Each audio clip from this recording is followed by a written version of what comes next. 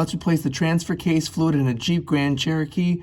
Specifically, I have a 5.7 liter, but it'll apply across.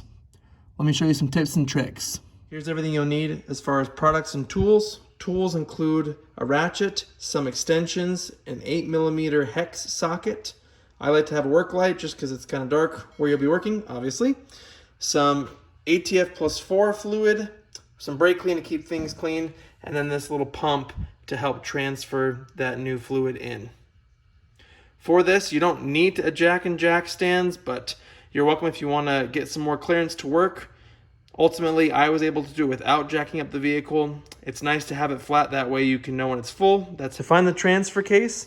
Just look at the driver's door and behind the driver, follow this seam underneath. And then just in front of that, right here is your transfer case. Identify the transfer case you have and therefore the type of fluid you'll need. You'll see the sticker on the case itself, which tells you the type of transfer case, MP3023. And if you reference our owner's manual, it shows the type of fluid. However, I actually called Jeep to verify if that fluid was still correct because it's $50, I think, for like 2 quarts. It's extremely expensive. Fortunately, they let me know that it is actually now ATF4 for this transfer case. I even called another dealership just to verify, make sure I wasn't crazy. Both of them took my VIN and did verify that it has changed to ATF plus 4. If you're not sure or you're second guessing, call up your dealership, ask them, giving your VIN number, and they'll help you identify and know which fluid your Jeep transfer case takes. It's going to be very tight where I'm working and filming, so I'm just going to show you here exactly what I'm talking about. Right here on the bottom, this is your drain bolt. But the first thing we want to do is come up to the side, get that fill bolt. Always remove the fill plug first, so in case it's stripped or stuck, you're not stranded with the drain transfer case and no way to fill it back up.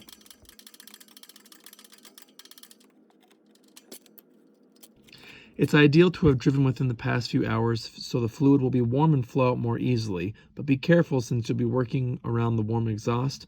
I did this a few hours after coming home from work, and it seemed like it was a good time where it wasn't too hot. Now we'll come down to the drain bolt with our 8mm hex socket.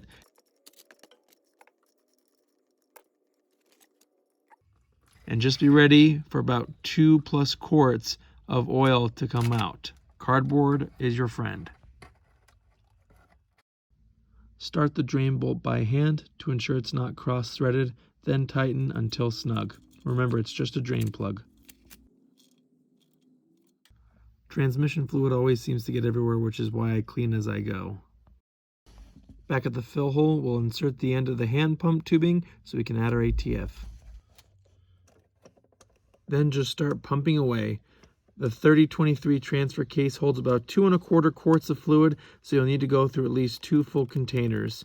Keep an eye on the location of the tubing as you're doing it because it may move itself out as you're pumping and adjusting your arms. Trust me. Now I'm on my 3rd bottle of ATF and you're looking up at the fill hole. Once you see a stream of fluid coming out, you'll know that the case is topped off. Ensure your car is level to know that your reading is accurate. Last but not least, we can snug up our fill bolt, making sure not to over tighten.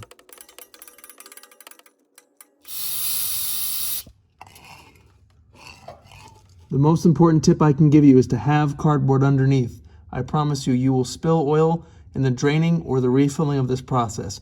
Trust me. Looks like no leaks. That's how you change the transfer case fluid. Questions or comments, please leave it below. Thanks for your patience as I tried to record this for you. Hope it's helpful. Like and subscribe. See you in the next one.